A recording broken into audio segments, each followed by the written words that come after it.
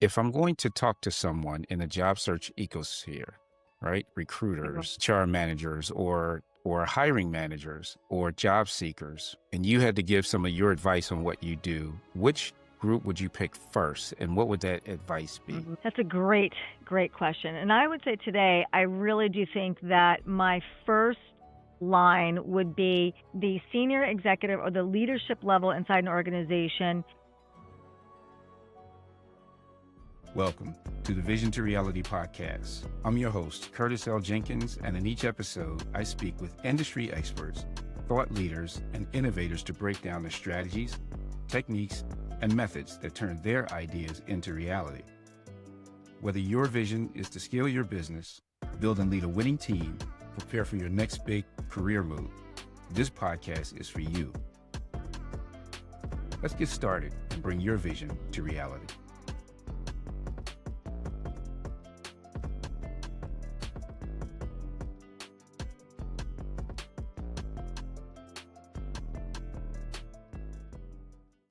Hey everyone, welcome back to the Vision to Reality podcast, where we talk with leaders who have turned their personal or business visions into reality. I'm your host, Curtis Jenkins, and on our show today, we're diving into how to break free from corporate conditioning.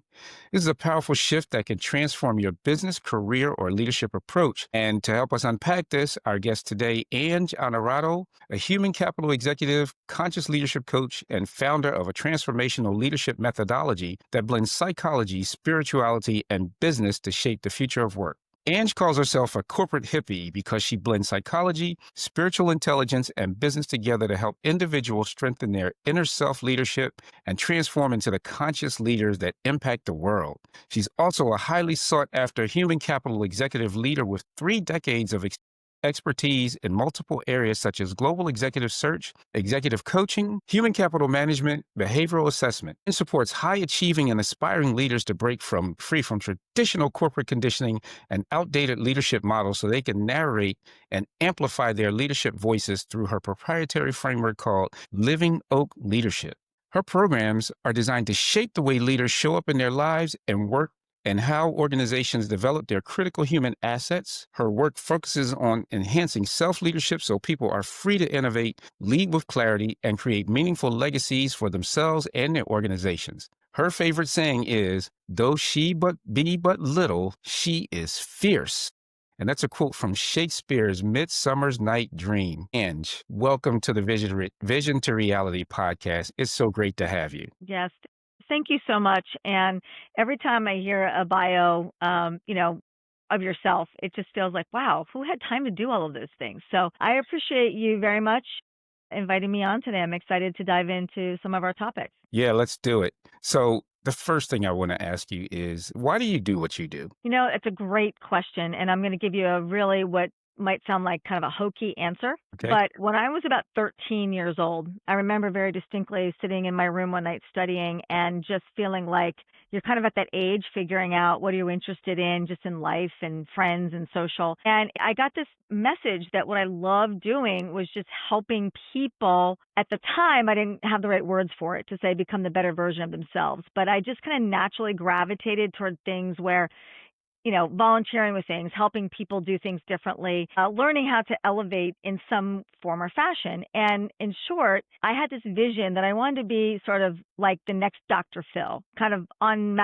TV, on stages, healing the masses. And I didn't really know what that looked like, but that was kind of the best analogy that I had at the time. And I come from 2 parents that are teachers. I never saw myself in business. I thought I would go into like some helping profession. And as luck would have it, the 2 things cross, kind of business and kind of the connecting on the human side of things. And 3 decades later, here I am. All right. And so think about somebody watching this, right? Of all the people, who really should pay attention to what what we're going to talk about today? I think it's really 2 parts, right? So I think there are ideal target people that I think will identify with what I do and what my message is. But inside that overarching group, there's really kind of 2 areas of people I think that resonate with it. So one, if it's someone who's been in the corporate space or maybe has been their own business owner or even running their own consulting show, and they're kind of at this, what I call kind of mid-season, maybe second act And they're saying, what do I do now? I'm not ready to be done, but I would like to do something more meaningful, or I've kind of done all the things, for my family, for my employers, for my children, for my community. But there's something more I want to do, and I don't know what that is, and I'm feeling stuck, or I'm feeling in a sense of inertia, or there's so much potential out there still. I don't know what direction to go. I don't know how to capture that. And then the second side of that, spectrum, I think, is really the aspiring person, someone that's got a lot of the energy, and they look at the world as their oyster kind of thing, but they're not certain how to kind of go down a particular path. And it's beyond just the career path, right? It's not just what company do I want to work for, what functional area do I want to go into, but it's really helping people say, and I think a lot of new generations are thinking this way: what is the legacy that I want to build? You don't build a legacy at the very end and then look back and say, oh, what happened, right? The right way to build a legacy is to figure out, what is it I want to be known for? What is it I want to wake up every day and do? What is it that I want to, what impact, what ripple effect do I want to bring in the world, and create a lifestyle design for myself that is meaningful? And so I think anyone listening to this today is saying, hey, I might look on the outside like I've got it all figured out. You and I chatted before the show another day about, hey, we've been doing this. We have great jobs, great companies. We enjoy what we do. But sometimes that mask of success on the outside is like what's inside that kind of anchors us, what's holding us back from next level performance, next level fulfillment, purpose. What is that? What is the thing that, if I can dig deep enough in myself and start bringing up some of these things that may have been repressed or not really present, that's where the conditioning comes in. We'll talk about in a minute. Mhm. And sort of, I don't look at it as people saying, I don't want to find balance in what I do, but I need to find harmony in it. I need to alchemize what I do. And that's really the kind of person that I think resonates best with my message and my programs, people that have a bias for action and are not afraid to kind of roll their sleeves up and kind of get in and figure out what's on the other side of where I'm at today. Okay, so you touched the nerve in several ways, right? And even ending with a bias for action. And I'll come back to that because I want to go with my first thoughts. My first thoughts are, this is an unprecedented time where we have 4 generations of workers competing in the same spaces, and we have a lower amount of jobs, but there's a rise in, say, the hustle culture and entrepreneurship. And so why it resonated what you said to me was, I believe, have ways that if people can understand how to design their knowledge and leverage that knowledge. So let's talk about the retirees or people that's Uh-huh. close to retirees, because I had this conversation with my best friend around, what do we call it? Because he's retired, but he's on boards. He's working more than ever, right? Because Uh-huh. he's still got the juice, right? And I'm thinking about retirement myself, but I don't think about stop working, like doing this stuff right here and doing the things that I love and having a glide path that you just continuously work. And then I'm not necessarily needing to go work for a corporation, but I can work with corporations. And then you got what you call the aspiring leaders, the younger people. If you think about the Gen Zs who aren't working in the manner that we worked when we were Uh-huh. growing up, right? And we don't have the factories that we used to have. That's typically overseas, but they are influencers, and they have the ability to use technology to grow their spaces. So it sounds like to me, and I want you to elaborate on this, that your program really helps people to clear the fog if they are unclear about what it is that they want to do, but they have a strong bias towards action. And so they'll get the most out of your program. Can you elaborate on that and see if I'm on the right Yeah, there? absolutely. And you struck the nerve for me in the commonality of, I say every day in my groups and in my programs that I bring that point up about the 4 different generations, right? And so Yeah. let's take that a little bit further, and I'll show you how this kind of comes together in my world, right? Is that when we look at, we start with the greatest generation, the baby boomers, they've got one way of work. And if you think about the culture back then, it was work-life complete separation, right? Yeah. We're getting to it. We're rebuilding the country after the war. We're doing all of the things. And then we kind of move into that Gen X world where it's, let's try to have this thing called work-life balance, which was really impossible because it was the first generation where both parents went back to work. And so there was really no balance, right? So you go from an environment where you might not even have a picture of your family in your office to, oh, I've got some pictures of my kids, and we come to the company summer picnic, and that's really about it. And then we kind of move into sort of the millennials and the Gen Z and very soon the Gen Y is like this kind of era where we are work-life integration, right? There's no going backwards to that. And yet we haven't fully evolved from that really important, necessary command and control style of leadership from a generation and a half ago into really the service-based business and a business where, or generations where people are caring about holistically looking at themselves. And I think we as leaders, or we as those that are running organizations, need to understand that there is a human behind the work, right? And that it's about this integration. So if people are working at their kitchen tables, we can't expect them that they're coming into the office and hanging up the jacket of personal issues or understanding their triggers or whatever it is. We've got to create space and create these environments for that to thrive. And that's why you hear the popularity of terms like psychological safety, like trauma-informed leadership, like conscious leadership. But what I've done in my program and what I've kind of built over the years is taking some of these newer concepts with sort of really the evolution of where we are and try to help people understand what these things mean a little bit differently, or in a better sense of what does it mean to say trauma informed, because I think there's an automatic recoil that a lot of people have when you start talking about that, right? A lot of companies initially might panic and say, we're not in the habit of turning our leaders into therapists for their teams. You know, we've got EAP systems for that if you need to go talk to somebody, right? The leaders themselves are going, hey, I'm not in the mood of bringing my, childhood trauma into work, right? So there's this whole kind of fear base a little bit. And so what I do is kind of help understand, what does this really mean, right? And so I like to call it, let's deepen your self-leadership, which is going inside. And the corporate conditioning that I talk about is combination of societal, environmental conditioning as well. But if you look at, I always talk about 3 decades of experience of what I do, right? So we come out of career services, and the popular thing was, hey, go sell yourself, and then it's give all your data, give all your accolades, show them how great you are against everybody else. And there is a reason and a purpose to do all of that. Right. But we are living in an environment now where the attention span for anybody is milliseconds. Everything is visual. Everything is influential. Everything should be moving towards storytelling and not just giving facts, right? So we're not our living, breathing resumes. What I teach is how to help you go inside first, figure out what your triggers are. Where did it come from? How can you create space inside of yourself to hold and embody the full expression of who you are, so that we're giving from the overflow of our cups, not from a half filled or half empty cup, which I think for many generations we talked about, are you a half empty cup person, or are you a half full person? Are you positive or negative? And I advocate for the fact that we've got to fill up our cup fully all the time first. And we do everything from the overflow.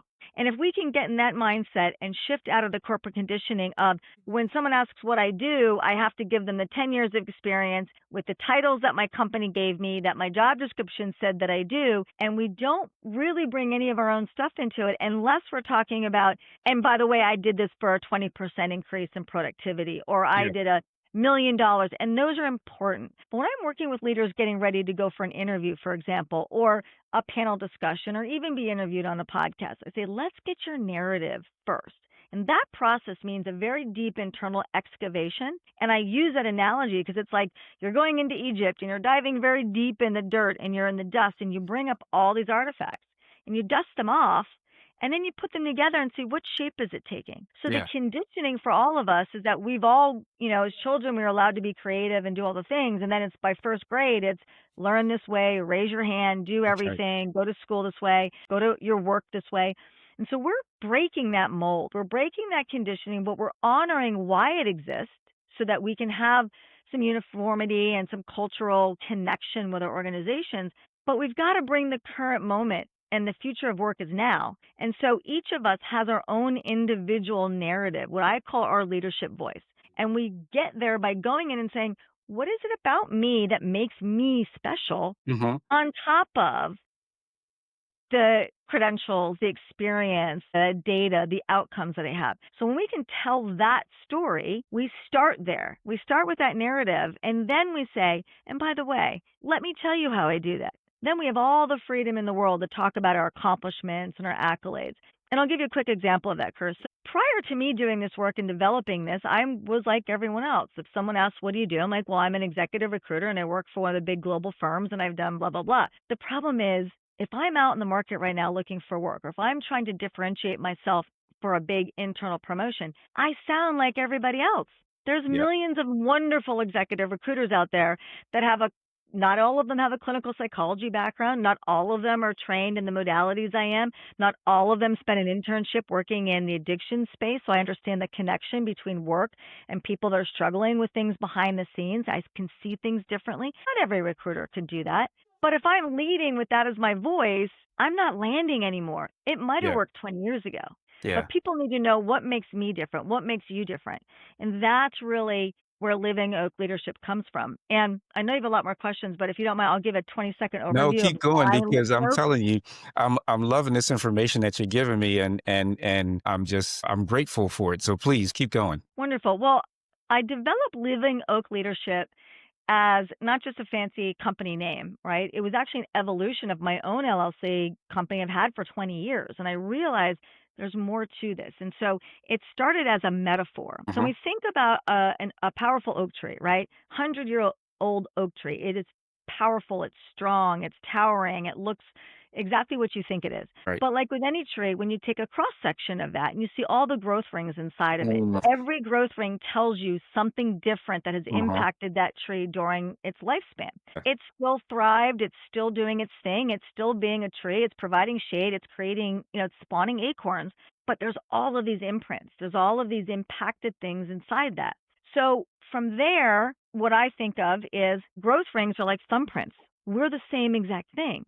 So here's how the metaphor comes to full circle. So when that oak tree is creating a new acorn, before Mhm. that acorn even hits the ground to start its journey, it is starting with what it's generationally inherited from that tree. Then it hits the ground and it has its own experiences. It's cold, it's rainy, it's this, it's that. Mm. And it has to develop its ability to grow and thrive through that.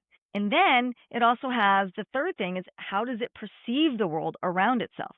It's the same with us as humans. So when I try to normalize for people, or maybe not the best word to normalize, but to help people to understand Mhm. my version of what trauma informed really means, it doesn't mean we have to crack open and re experience every horrible thing that's ever happened to you.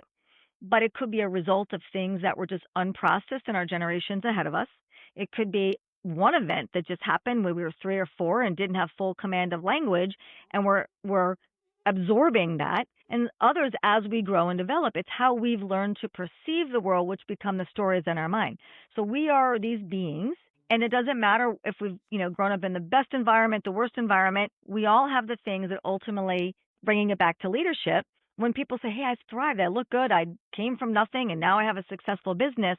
But here's the meat of all of this. Mhm. Inside that little acorn or Yeah. the tree or every human are these residual parts of us that are still holding on, imprinted to the things that happened during our evolution. And when we don't recognize that and we don't honor that and we don't take a breath and sit back and say, I'm in this meeting, I'm feeling very triggered. Our normal way of responding to that is I'm either going to deal with this, I'm going to get aggravated, I'm going to quit, or the boss might look at their downline and say, this person's not working out for me. I'm going to Yeah. have to let them go.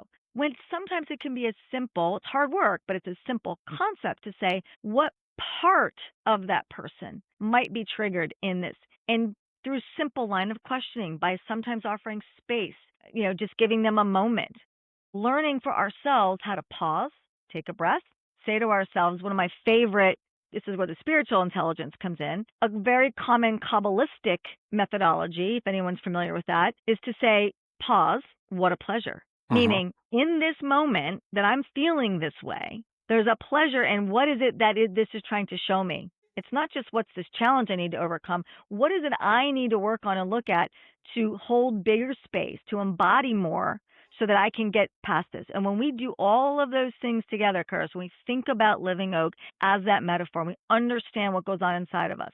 When we allow ourselves a moment to approach it, to pull the artifacts up, to put it back together, to speak our own narrative, then guess what happens? Every day we go into work, we're going in with a full cup, always, which allows when there's challenges, when there's difficult conversations, when there's things going on that we are not overjoyed about, it allows us to deal with them without letting it in to the point that it triggers our stories and triggers our negative reactions to things. And when leaders can understand that and truly use that to create those psychologically safe spaces, it's a whole game changer. I'm just floored. I'm floored with the analogy, right? I mean, like I could understand it. I really could understand it, especially with the rings, right? That the Mhm. stories that are in the rings. One of the ways that I've learned over this past couple of years in doing yoga in the morning Every was morning, me to, too. and not only is that great for just, your body, but your mind and your spirituality. And I recall a time when I reacted to, was sharing with my yogi how I was speaking with somebody who was just regurgitating all this stuff, right? And for me, I'm so simple and so nonsense. I gave them the answer. Here's what you need. But they Mm, kept going. And they mm, kept going. And I, in my head, I couldn't understand why would they keep going when I gave them what they needed.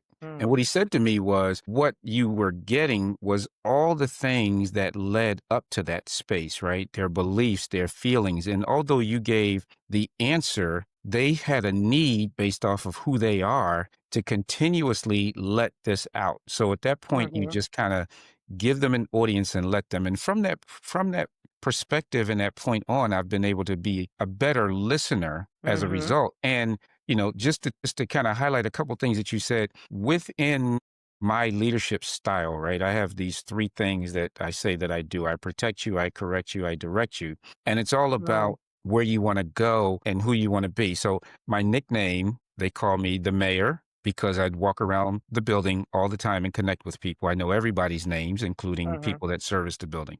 And then they call me the therapist. And because I am good at listening and hearing, but what I love about your program is that I feel like I am an anomaly and not the norm. And I mhm, think it would mhm, really, really benefit a lot of people and companies if the norm was the manager who allowed their mhm, employees to unpack, to listen with empathy, and to help and mhm. understand that this human has rings Yes. and experiences from being an acorn. And so I really, really love that. And so when we talk about corporate conditioning, is that like sort of the definition of corporate conditioning? I think I think corporate conditioning for me is there's a cause and the effect, right? So Okay. I think that there's kind of the cause is, hey, we are, and you alluded to it earlier, when we used to have a lot of manufacturing, like command and control style of leadership, for anyone Yeah. that's never heard that term, is really something that's born out of the Industrial Revolution, right? When we went into from agricultural to Yep. manufacturing, Yep. we had to have a standardized way of doing things because if not,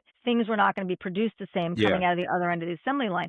And then we adapted that into corporate office type environments and we Yeah. just, it's a hierarchy, but if you don't perform at the end of the year, you get this rating, you're out. Part of that conditioning is and I think we the first time we saw this, quite frankly, was the advent of LinkedIn, right? Hmm. So Hmm. LinkedIn created a very interesting dynamic for companies to say, who actually owns the employee's profile? Are you the agent on behalf of the company? Or are you able to, are you really sharing your own thought leadership? And it's a debate that's gone back, for 20 years now. And of course, we look at that and say you can't be derogatory toward your company, but the movement is towards you are a thought leader, whether you think of yourself one or not, because you're Yeah. unique. And how do you blend that? So the corporate conditioning for me, though, and I see this every single day in programs I have, particularly working with female leaders and executives, is they can look like they are top of the world. But when I say to them, what do you do? What's your real leadership voice? They go into all of this industry speak and they go into everything that for Mm. 20 years somebody said, well, you're a chief marketing officer and therefore that's what you do. That is the function that you hold. But what makes you different from every other Fortune 1000 CMO? Because you have Mm. a similar credentials, similar experience, right? The conditioning is I have to bring only my corporate self to show up every day. Mm. And it's a very nuanced blend when I say we've got to bring more of ourselves in, and Yeah. here's why. We don't You and I both know, Curtis, that this AI world is coming faster than anybody has Fast. imagined. That's right. Putting everybody into this box to say, here's how you talk and communicate and write your resume and introduce yourself, when in milliseconds, so many of these tasks, even at the highest levels, are going to be taken over by the mundane type of tasks for AI. So if we're just responding to ourselves as, I'm a CFO and I close the books every month, well, if Mhm. 60%, 80% of that work goes away, who are you? Yeah. And so an add-on to my program that we're developing right now is really understanding the connection between who your human assets are and AI from a completely different angle that everybody's talking about it right now. It's not just what role is AI going to take and then what's this person going to do. It's what is this space that's going to be created now for your human assets? Meaning, if at any level, if a good 20, 30, 50% of their mundane tasks Mhm. can be supplemented, rather than thinking of it like, I can let go of all these people, how can we allow more of that full holistic human to Yeah. show up and be a true and become a profit center for the business, not be thought of as a cost center, which is what happens in human capital, as you know, Yeah. right? Everything, labor costs are up here. We got to cut costs. We're starting with labor. We've been That's doing right. it for decades. Let's That's riff right. everybody. Instead, what if we create an environment where people didn't have to worry about scheduling and timesheets, but they could use all of what makes them unique and be this amazing, bigger, broader, stronger oak tree on behalf of the organization, because they now can bring their full self. They're not just bringing their tasks. They're not just bringing their outcomes, right? So that's one aspect of thinking about this. And just to circle back quickly to the part of what you said about you being sort of, maybe the outlier, and I think you very much are, is that organizations, I think, have done over the years, they do lots and lots of training with leadership development. And I'm Mhm. not saying I'm a big advocate for some of the well-known leadership Yep. methodologies that have worked for many years. But for me, having been on the recruiting side and placing and onboarding and helping companies decide if they're going to let, riff or not, or assess who they're going to keep or how to promote people, for me, if we don't start with a leadership framework that starts with self-leadership first, Yeah. then what we're doing is we're laying leadership methodologies onto people. And when we say we gave you all this training and you didn't perform, you're gone by the end of the year, when in reality, it might be that the leader and the person doesn't, there's one trigger. There could be one Mhm. tiny little trigger that is holding them back. They can't let in, just like the example that you gave. To me, it sounds like that's exactly the issue with your person. They needed all the things. What they really needed to learn or understand about themselves is they have a problem receiving. Yeah. They couldn't initially receive what you were giving. So a tiny bit of work, person can come in and say, oh, there's a part of me. I can relate it back to some other imprints or residues inside of me that make it hard for me to receive things. If I can work on that and I could hear a response immediately and let it land versus I got to keep going, keep talking, going on and on because I can't let it in. Well, how much more impactful can that person still be inside your organization? How much more productive can they be? How Yeah. much more fluid and alchemized can your team function? Yep.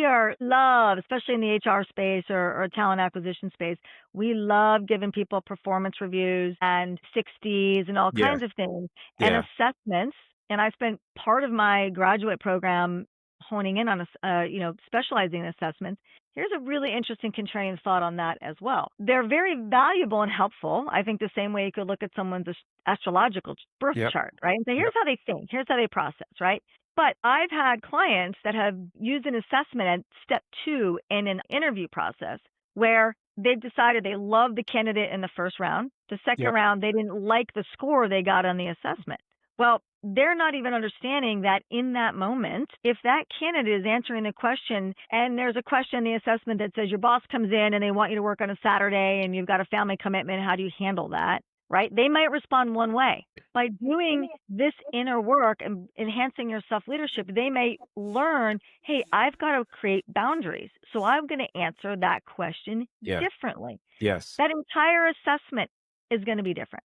And so we take tools, we take leadership tools, we take EOS, we take traction, we take Myers-Briggs, we take all of these things that are Mhm. wonderful levers but we make them, in my opinion, often we make them the ruling moment. This is Yeah. all still part of that corporate conditioning for me. Yeah. I think if we can flip that narrative and that paradigm and say it's about the human behind the work, and then leverage all of these tools that we can to enhance the program, just like we would do if we're developing a new product, Yeah. right?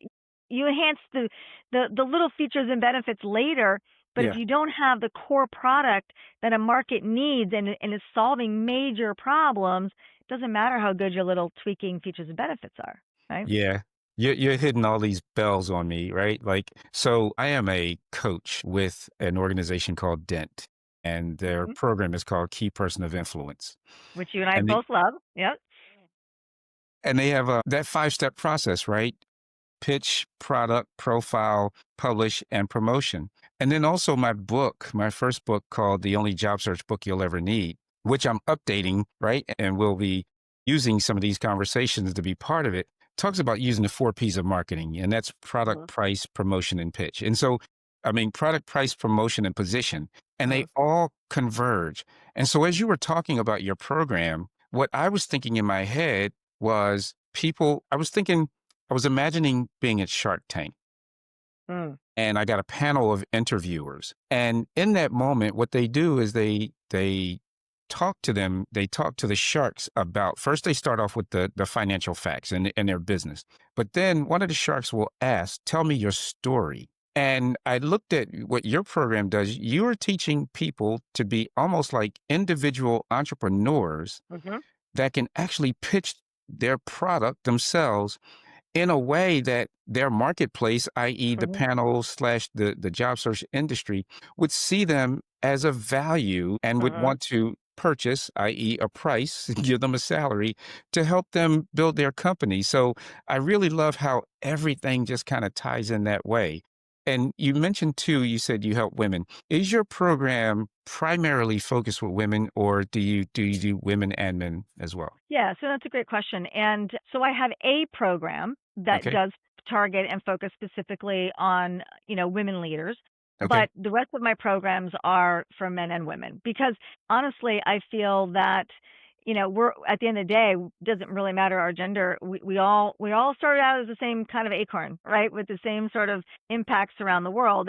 Maybe there's a gender conditioning that kind of affects us, but Yeah. I think both, but so I think it's really, really important. And I really want to get the message out on a grander scale that, we start with self leadership now. And we're flipping the whole paradigm. We're moving away from, it's in the organization's best interest and that command and control style of leadership to let's get the humans to be really clear who we are and get that Yeah. voice. And then what is a massive asset that can be. And I just want to touch, you also blended beautifully the marketing piece. And in fact, one of Yeah. my programs I built is I call it's finding your MDP. And I tell Okay. people that I proudly, because I'm a big fan of Dent and Daniel Priestley and all of that as well. But even many moons back, I said I stole the basic concept of marketing, which is of the market dominating position for your Yeah. product. And so what I teach people is, although I don't want to shift the acronym around, but I say we think about doing this work and creating your narrative and your true leadership voice is exactly doing what you just mentioned, Curtis. It's being able to tell anybody, whether it's a barista at Yeah. Starbucks, whether it's a CEO, whether it's my favorite character I call Uncle Eddie, another member of the family that you've never met at a wedding, and he asks you in the buffet line, what do you do? It doesn't Yeah. matter, right? We want to be able to communicate clearly and effectively in everyday language what makes us dominant in the position that we have for the markets that we serve. And the market could be people, whatever, right? So you're Yeah. spot on. It's taking these real, and that's where I've come up with and why I call myself a corporate hippie, right? Yeah. As you said, you're the mayor, you're the coach. I'm a corporate hippie because I blend these things, the psychology, bringing in spiritual intelligence, which by the way, years ago was a taboo. Having Yeah. Yeah. tattoos, I Yep. wore Yep. long sleeves for Yeah. 20 years at work because I didn't want anybody to see them. Right. And now it's, wait, this is who I am, Yeah. right? This is a value. And at the end of the day, the most important thing that I tell people with my approach, with my program, with the paradigm shift is it is critical, especially in the day and age that we live in today, that we are able to easily communicate the value of the impact that we make. For many, many years, I think we focused on if you've gone to school and you've worked at this company and you've done these things, you're making an impact. Mm-hmm. I Mm-hmm. believe it's even more important to be very clear that you can communicate the value of the impact that you make, right? Yeah. That's why storytelling is on such a big upward spiral now. We're going back and we're talking about the beauty of Joseph Campbell's hero journey, and even going back to before there was printed word, we shared stories because it connects here with people. And when people can feel and experience your leadership, they are more deeply connected. You get where you need to be and want to be, and everybody wins, as opposed to this hierarchical, command and control style of Yeah. approach. And so I love that you saw that and blended that too. And that's really, for me, the crux of it is what makes us unique. And then we can determine, based on the environment that we're in, after we share our narrative in 1 to 2 sentences, then say, let me tell you how I do that, right? Which is the example I gave earlier. It's like, I now say to people, I'm a corporate hippie. I can stop there and they go, cool, tell me more. Or I can give an explainer, but I don't say I'm an executive recruiter that does blah, blah, blah, because there's no, it doesn't land here with people, right? They want Gotcha. to know who I am. And so I love that you brought up that analogy as well on the marketing side. Hey, I just wanted to take a quick break to say thank you for tuning into the Vision to Reality podcast. If you're enjoying the show, be sure to hit subscribe so you never miss an episode. And if you're ready to level up your business or career, I've got some great resources for you. To turn your business vision into reality, my book, Vision to Reality, Start Working, Start Living, is available now and filled with strategies to help you bring your goals to life. Plus, the companion Vision to Reality digital workbook is the perfect tool to guide you step by step through the process. You can grab both at curtisljenkins.com. And if you're preparing for your next job search, check out my book, The Only Job Search Book You Will Ever Need. This book uses proven marketing strategies that have been used for over 60 years to help you rise above competition to land your dream job. You can grab your copy at curtisljenkins.com. And I have great news. This book will be updated with a new version that includes recent impacts on the job search process, such as remote work, AI, government policy changes, and much more. Thanks again for listening. Now let's get back to the conversation. So I'm gonna ask you a couple questions, and it's a two-parter. And just having this conversation with you, these things are coming up for me. So being a corporate hippie and the fact that you are helping people, be their best selves, right? As individuals, tell their stories and their narratives. The thing I thought about this individualism versus this collectivism is the impacts recently on DE&I policies. And so if I'm two companies, so I'm company number one, and I've been impacted by the government with DE&I policies. I've taken all that information out of my literature, and I am removing and training my culture on just thinking that we're dealing with a meritocracy, but we're afraid of this individualism. That's one company. And then you Mm-hmm. have a second company. You have a second company that says, look, I'm not moved by that. I understand that my company and my leaders must look at individuals from the perspective of the value that they bring. And we do promote DE&I policies, Mm-hmm. right? So talk to me about how you deal with both. And if you have any examples, let me know. But this is a time where that's a big topic. So I want to hear your opinion on it. Yes, absolutely. And thank you for asking the question, because I think there's so much conversation around it. And I don't know that we're talking about or many groups, I think, particularly on the, maybe say a political spectrum. To start with, Chris, my personal feeling is I think that we have confounded the conversation between affirmative action quotas and DEI. And you and I both know that because we work in this space. So we Right. truly understand what diversity, equity, and inclusion means, and it's not affirmative action, Right. right? That's right. Number one. And I think that's a whole conversation in of itself. But because we have confounded and confused, and I think we've allowed that to get very morphed and very blended, it has really taken away the critical importance of what DEI is. So I want to start with the second part first, and I'll back that in. I find it very interesting that companies that feared, and I understand why, right? Especially if you're getting funding from the government or feeling pressure, right? You're trying to think, how do I keep the company afloat and keep my Yep. people employed? So I have to comply. But for those organizations or any organizations, my first thought is no company exists without an ultimate end user. Hmm. It's not a B2B. We're selling to, no, you sell to B&B, but your B&B sells to something, to sells to That's a right. person or affects a patient or a customer or a child or an elderly, whatever. So what company is only servicing one target, one age, one gender, Right. one race, one, there's no way, because we wouldn't have billion-dollar companies if we were only taking the entire population and saying we're only going to serve that thing. So taking the voice of diversity, which by the way also means diversity of just thought. Exactly. Equity means, and I see it every single day, even to this day, that when I have to extend offers to female leaders, I'm still extending offers that I know for a fact are 80 cents on the dollar, because we have the salary grades and we're extending offers to the same male leaders for the same roles. It's Hmm. still happening. That's equity. Inclusion is just saying, hey, somebody was educated potentially in a Hmm. different part of the country or a different part of the world. And so the whole experience of that is different. So maybe they didn't have a prep school experience, but they had this experience instead. So guess what? When we cut all of those voices off, and then we come into a company and say, oh, but we're building a great product and we are building wonderful services. You are building it in one checkbox.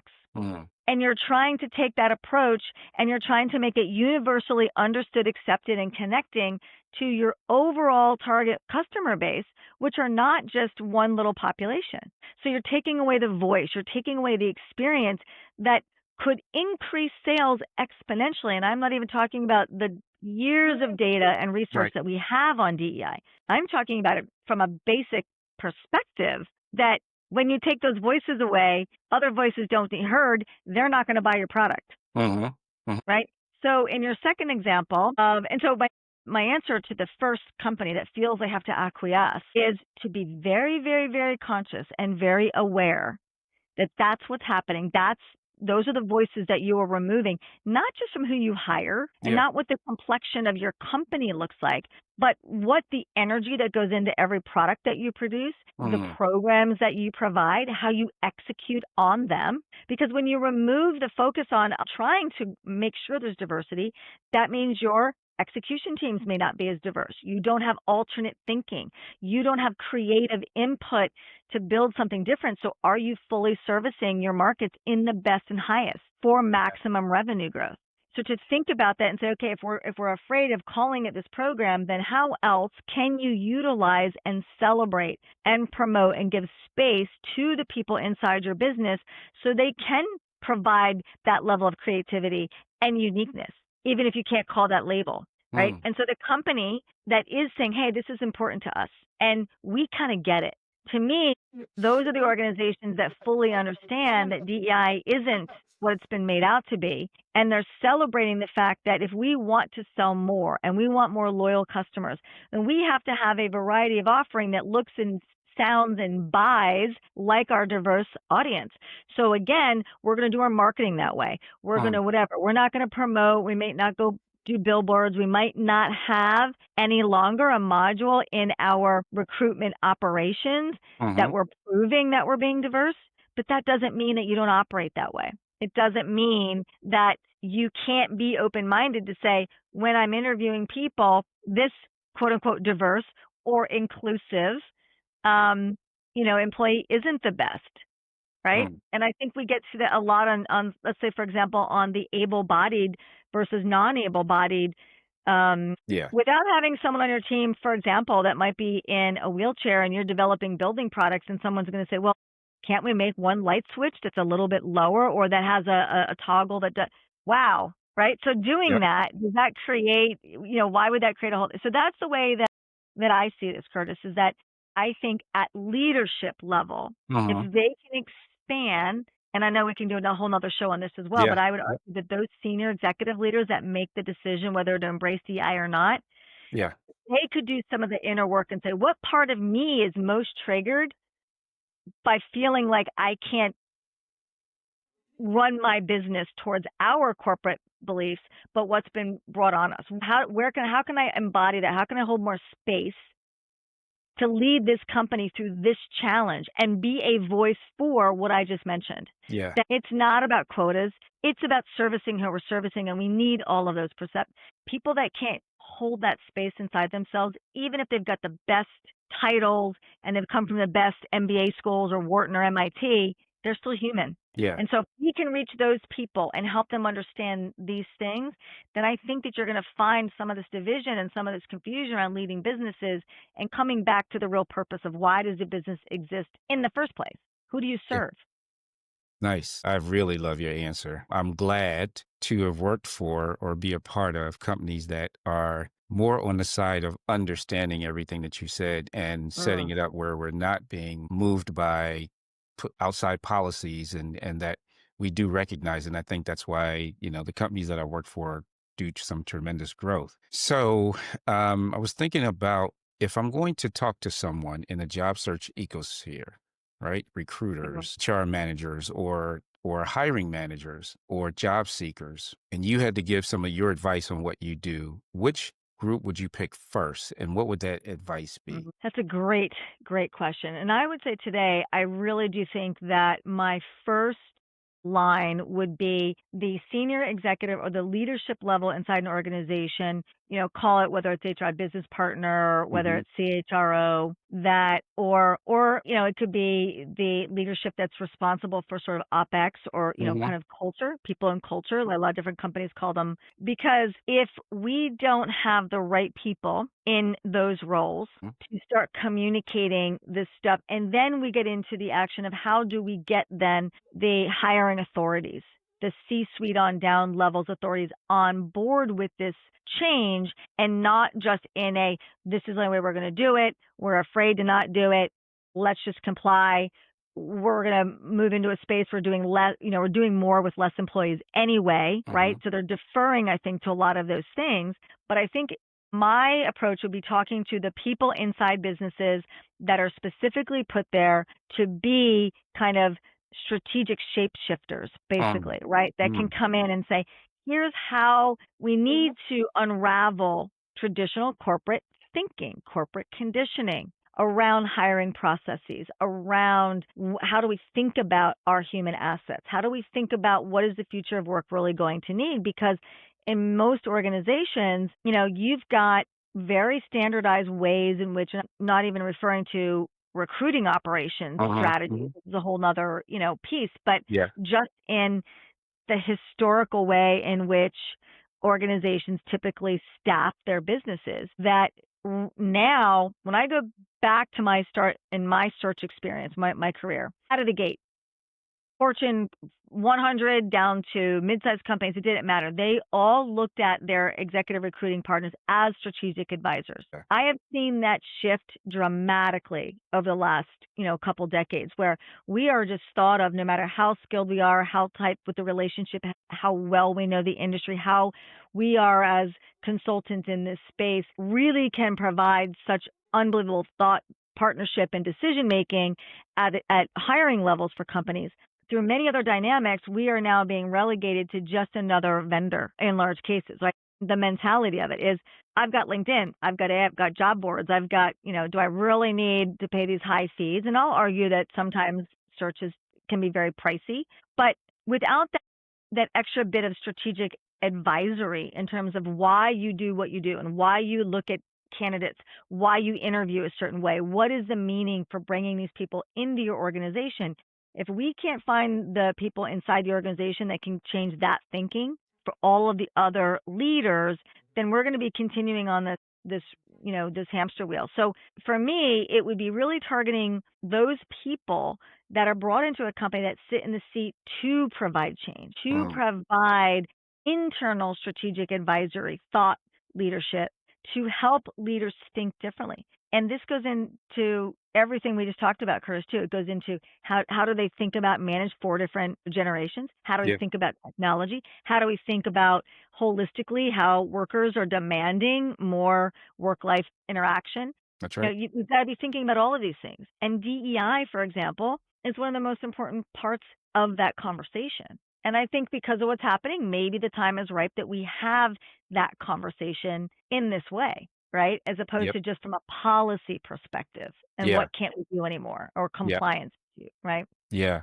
Yeah. No, that's real good. And I can actually picture who, meaning down to people that would need to hear this. Mhm. So I'm going to ask you about what you have going on, right? Mhm. And what you want to share about you so that our viewers and listeners can find you. But before I do that, I want to ask you a couple more questions. The first one is, what didn't I ask you that you would want to share that is very, very important to somebody in the job seeking world or in the jobs ecosphere? Yeah, that's a great question. I would say, honestly, Curtis, the one thing that kind of bothers me a little bit too about the world and technology, and Yeah. everybody can hang a sign of being a coach or an influencer, is why should people listen to me? Hmm. Hmm. Right? I've given you a lot about where I've been, my credentials, how I grew up, what I think, but every single thing that I do, everything Living Oak Leadership is only born out of this exact journey for myself. Some very, very, very, very deep trauma healing. When I say trauma healing, it's human healing. Very, very, my experience of getting into the big rooms, Uh-huh. being very successful on the outside, and then having this thing. I just wrote a keynote speech about it where I call my peak and plummet cycle, where Okay. people didn't see how deep the plummets were because I couldn't hold space for myself every time I elevated. Mm. And so my credentials, my clinical, my advanced degrees, all the modalities, and all the things are the supportive tools as to why I think I'm credible in what I do. But I am bringing this into the world because I've been living it every single day, really, since I was a child. Yeah. And I have lived all of this. I'm not hanging a thing to say, hey, I can help you do this. I can help you 10x your business, which is my favorite thing to see every day when if someone's never 10x their own business. Yeah. Yeah. I'm Yeah. not saying do a job search this way or do this inner work this way or whatever if I've never done it. Uh-huh. I am my own client avatar. So I Yeah. think that's one of the most important, questions that is important for people to realize that this is a blend of hundreds and thousands of different things I've done over the years, and it's on me first. Yeah.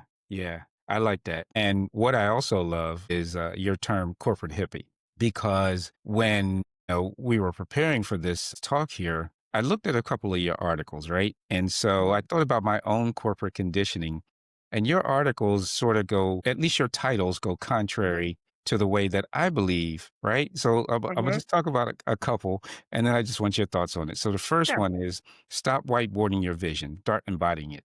Now, Mhm. I get it, right? But everything I do starts on a whiteboard. Yeah, absolutely. In fact, Absolutely. my LinkedIn post on every Friday is is a message from the whiteboard, right? Mhm. Mhm. so Yep.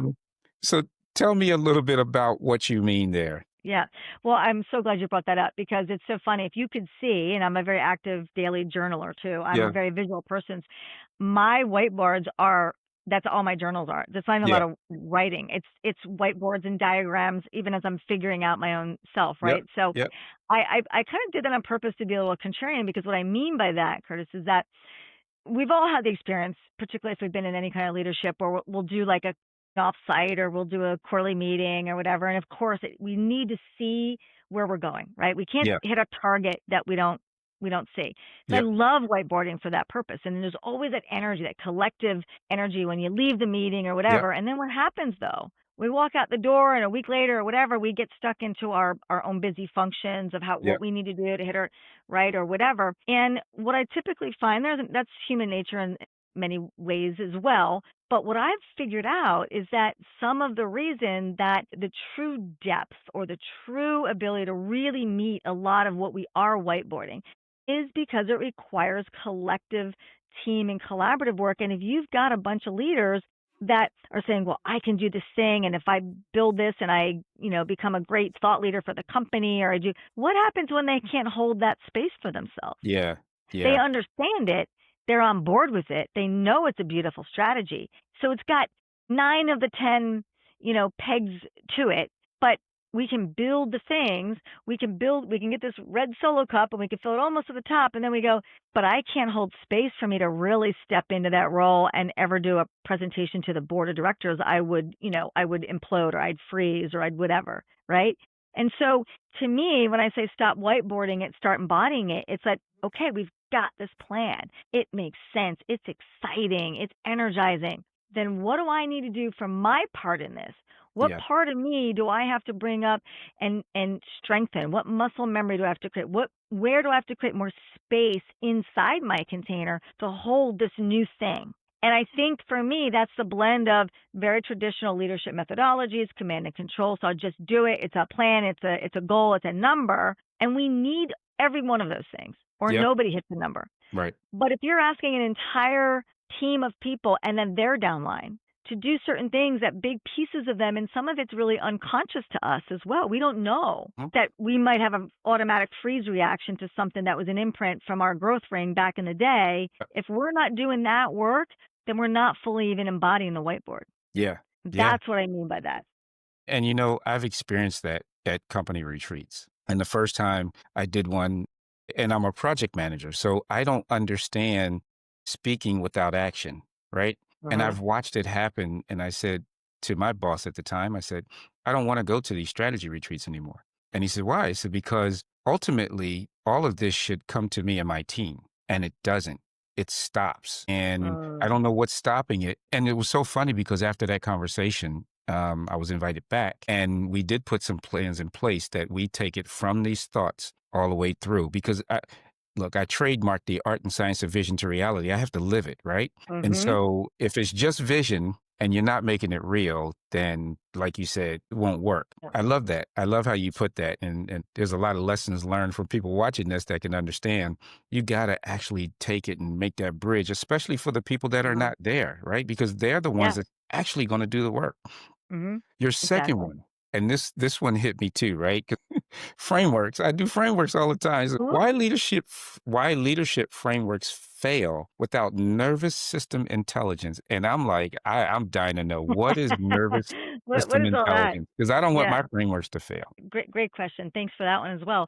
Kind of a similar slant, I think, on the same kind of thing, Chris, right? Which is, again, I'm a huge fan of frameworks. I mean, I wouldn't be the person I am and develop and be able to go into companies and understand, we've got this is a framework for leadership. This is a framework for how we do project management. Here's how Mhm, a framework for doing software development, for doing supply chain, for doing hiring, mhm, right? So that's really important. But what I'm also saying is that without thinking or incorporating other kinds of frameworks that help us, like say living with leadership, that help us understand, okay, I've got to do this thing. My boss or my team are very excited. We're going to go to this next level. What part do I personally play in this?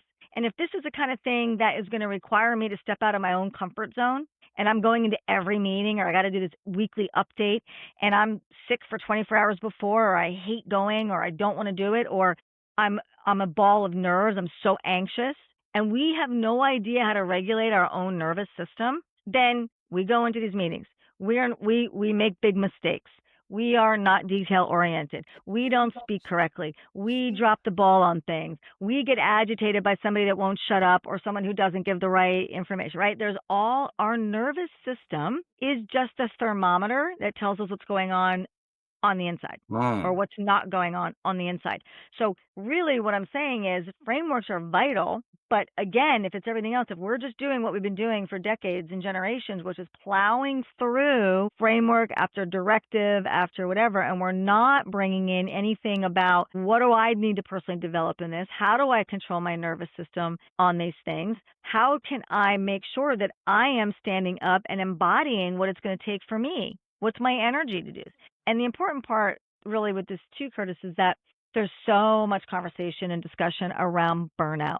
We mm. talk about That's burnout right. in so many different ways. Yes. People don't realize that it's because we don't even know the word what nervous system intelligence even is, Mm, let alone regulation. And it has to be something because we are living and breathing from the minute our eyes are open all day long. We are driven by the central nerve, we're the ecosystem that drives us, but we ignore it when we think about our work and we say, no, I got to get this done. I got to hit the number. I got to do right. And so what do we think really causes burnout? mm, Yeah, it can be too many hours. It can be dealing with toxic environments or, unrealistic expectations or a difficult colleague or, just a life circumstance that just exhausts us. But without having nervous system intelligence to help regulate all of that, we're going to throw our hands up and burn out and be like, I'm just going to either make a bunch of mistakes till they fire me and I'll get a package, or I'm just going to quit, or I'm, whatever. So these are all elements of why I believe self leadership is the most important piece to first Mm. look at. Because then we can do everything else that needs to be done. We can look at the frameworks. We can look at the whiteboards. We can look at culture. We can look at DEI. We can look at assessments, promotions, development, L&D, coaching. We can do all of those things. But if we continue to go through our next generations ignoring the human behind it, what's happening is we're still dealing with a whole population of people that have the experience of what you mentioned earlier with your person, where you were giving and giving, and it was bouncing off of them because they couldn't receive it. They were Mm. so focused on just where they were and what they Mhm. had the capacity to handle or receive at the moment. And I believe we've been doing that for generations. We've been throwing things at our organizations and at our people. And because, like the oak tree, we've had to figure out how to survive, but we're at a pivotal point in life and work where people are going to crash and burn a lot quicker. We're going to hit burnout quicker. We're going to have resistance quicker if we're not finding the right ways to blend both sides of this, in my opinion and experience. That's powerful. I love it. What I want to ask on top of that is if I'm a person listening to this right now and I'm experiencing burnout, or at least that's the definition that I'm giving myself, right? Mhm. What are some tips that you would recommend that helps them to understand their nervous system intelligence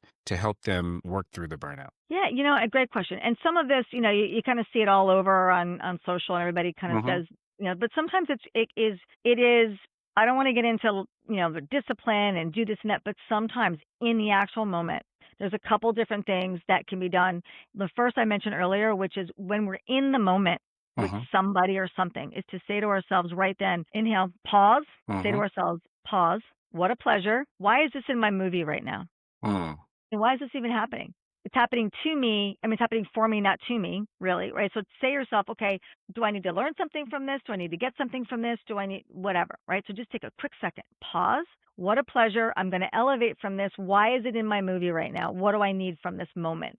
Why is this difficult person staring in my face, yelling at me, being unreasonable? Instead of responding to it, how can I do that? So when you do that, we go inward. We allow our nervous system to feel safe because we're going in. We're not in defense mode, because that's the automatic thing that happens when we get triggered. That's the Yeah. first thing. The second thing that I always advise people to do is actually just as basic sometimes is just in the moment, getting up.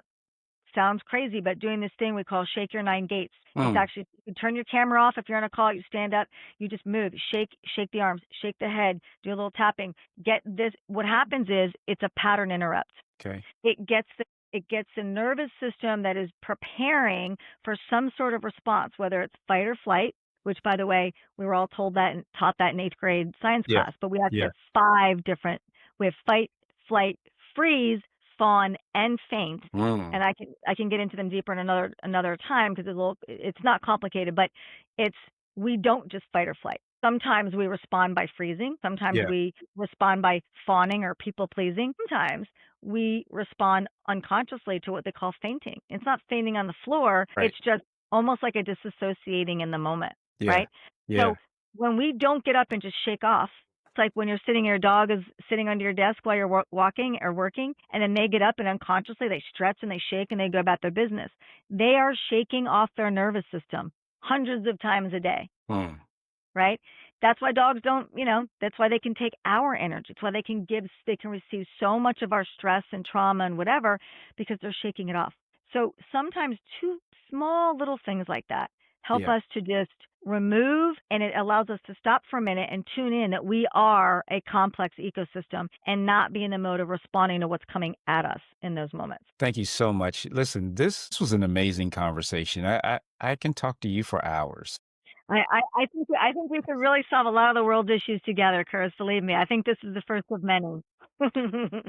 I got to tell you, this was amazing. So before we wrap up, I'd love for you to tell our listeners where they can find you and what you got going on. Yeah, absolutely. So I made it pretty easy. Like, so you can come to my website. It's just Ange Onorato. So it's ANGONORATO.com. And there's a whole bunch of different things on there. That website, there's a link to a free masterclass that I do that gives an intro about what is this thing about finding your leadership voice. Blogs that you reference. There's some pretty good ones in there. And then I also just launched 2 months ago, so we soft launched, but it's growing and growing, an online community. It's a Living Oak leadership community, and I call it a watering hole. I don't just call it a digital space. It's a watering hole because my vision is that people come in and they come back over and over to get nourished and to be supported. And there's all kinds of things going on there and some live events and live, virtual things. And there's going to be some courses and all kinds of things. And then I also just launched a keynote. So I'll be hopefully getting on some stages soon and doing things of that nature. And then I also do kind of what we've been talking about a lot on this call today. And, for very forward thinking organizations that are looking to kind of bring a little bit of new life into their leadership development, then I'm always open for those conversations as well. And of course on LinkedIn. So a couple different places you can find me. And actually I also have a podcast I forgot to mention, relaunching that probably the end of September, and that's going to be called Round the Oak Table. So Nice. we'll be doing some really cool conversations, and you'll be one of our first guests on that as well, Curtis. So Oh, we're in yeah. Looking development forward stage to it. there. So yeah, a lot going on, and I love to hear from people because I don't like to be in a vacuum. I love to hear people's experiences as well and kind of what they need, and just love to see how I can serve and support. Oh, man. Well, listen, you have a great approach to all your programs. I think anybody listening would definitely benefit from it. So we're going to make sure that we put everything about you linked into the show notes so that people can get to you. And look, I want to thank you for being a wonderful Well, thank guest. you. And This has so been for a pleasure, and it's wonderful to share this space with you in the world as well. And I think it's great to be with people like yourself that have a passion for giving back into our community. So no, I appreciate being here very much. awesome, awesome. Well, that wraps this show up for the Vision to Reality podcast. And to all you listeners, stay tuned for the next episode. And until that time, keep bringing your visions into life. Thank you. That's a wrap on today's episode of the Vision to Reality podcast. A huge thank you to today's guests. You can find all of their contact information in any resources mentioned in the show notes below. Also, can you do me a big favor? If you found today's conversation valuable, I'd love for you to subscribe, leave a comment, and a review, and share it with a friend or colleague who could benefit from the information shared today. And remember, vision without action is just a dream. Let's turn those big ideas into reality. I'll see you in the next episode.